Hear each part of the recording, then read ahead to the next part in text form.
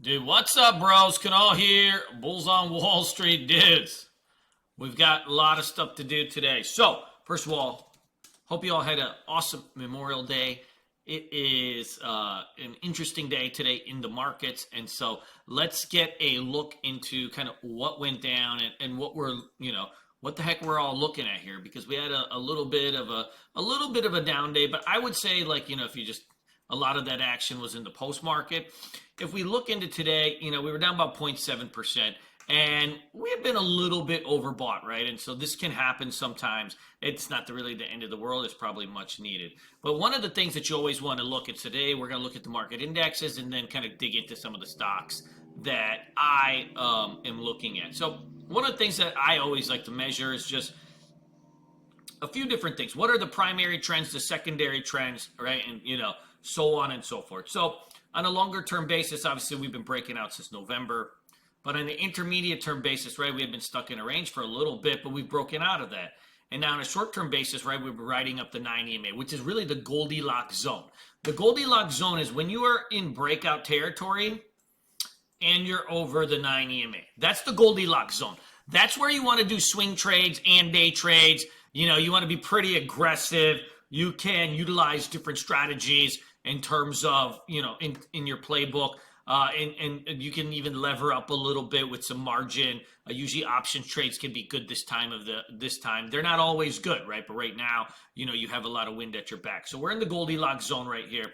But one thing to kind of just be mindful is we've had 1 day, 2 day, 3 day, 4 day, 5 day, 6 day, 7 day, 8 day, 9 day, 10 day, 11 day, 12, 13, 14, 15, 16, 17, 18, 19, 20, right? Days over the 9 EMA.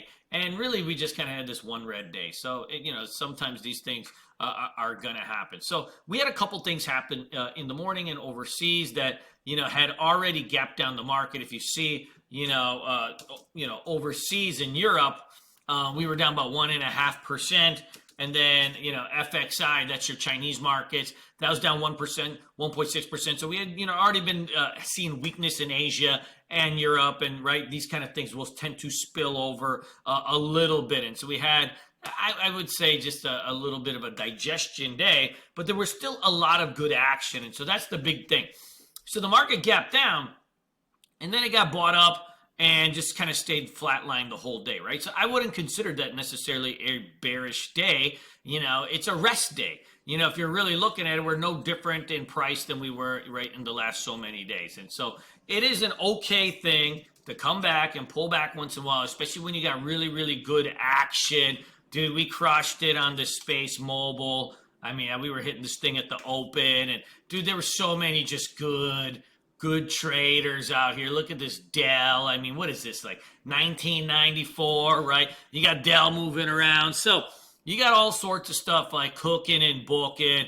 I think that, that's a healthy thing we saw today. Let's take a look at the market. I think that there's going to be still some good action for tomorrow. So first of all, this Space Mobile, holy Shiite, pun intended, right? Big boost. Took out the opening range. Had to pull back to the VWAP, flag patterns, right? Pull back to the VWAP. This is what you want to see. It's not just is the stock up for the day, but right, how tradable is it? Is, I think, a big thing. So this is a very, very tradable. If we get a weak open on this again tomorrow, I would totally be okay red to greening this. I won't chase it up. Like if it opens up 10, $11, $12, I won't chase it up or anything like that. But remember, these guys have signed 2 contracts, one with AT&T, one with Verizon. So, for like a small cap kind of name, right? At least they're doing stuff with regular companies. So it ends up being cool, and they got an awesome name. Chewy had earnings out today, guys. This has a load of shorts in it, and you got a base breakout setting up over here.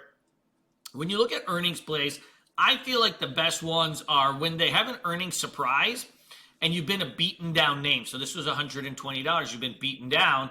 Now you're starting to come out of this. If I'm a swing trader, I'm waiting for this thing to flag out or pull back. If I'm a day trader, if I get a weak open on this, dude, I'm red to green in this bad boy too. I mean, this thing took off right out of the gate and it's been fantastic. These nuclear companies are going nuts here. I'd keep a few of these on the watch list. This Oklo, had a decent run, but like anything with the word nuclear has been really, It's been really good. I think this NNE, because it's kind of taking out this, right, like IPO high. You may get a speed up tomorrow. Let's see if we got anything on this thing. I wouldn't chase this thing up either. And, I don't really trade small caps, so this will probably be a nothing burger for me. But, if the liquidity comes in, 2 million shares is not enough for me. But if it turns into like a Space Mobile kind of thing where you got 30, 40, 50 million shares that looks like it's going to flow through that in the pre-market, then I'm going to be a lot more interested in it.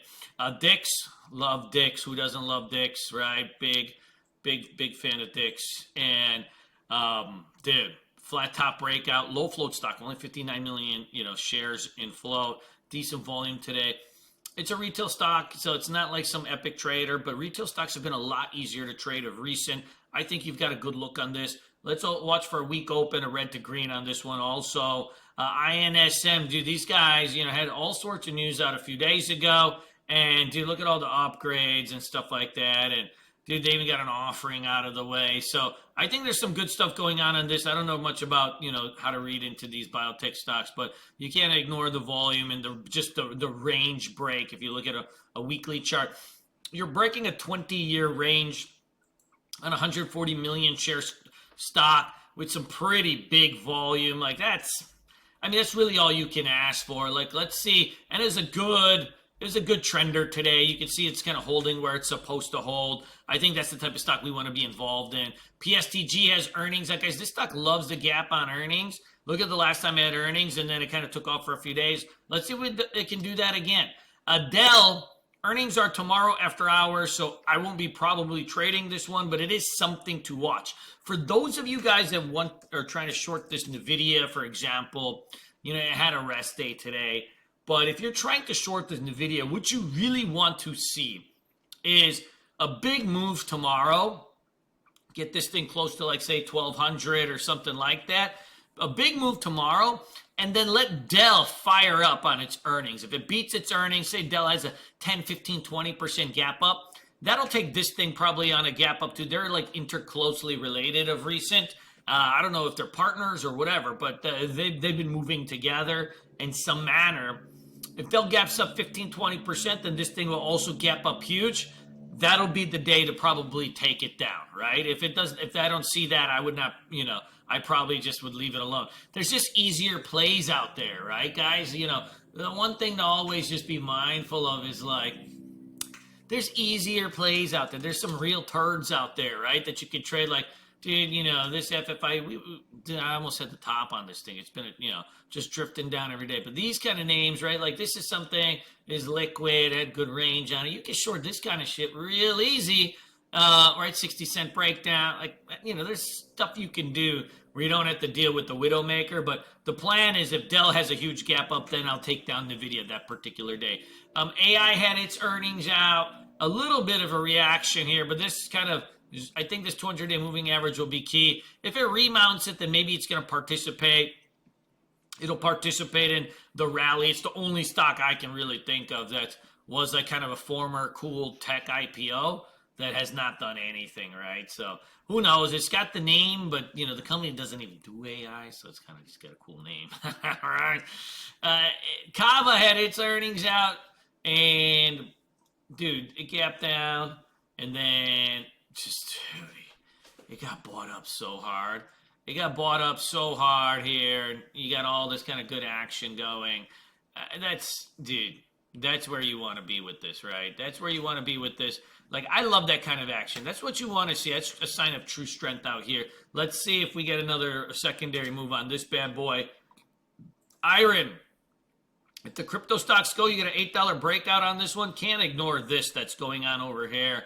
It's a decent enough trader, probably a lot easier to trade than friggin' coin, right? So just kind of keep that in mind too as you're going through. A lot of goodness, on this bad boy. Oh man, there's some good stuff going on here.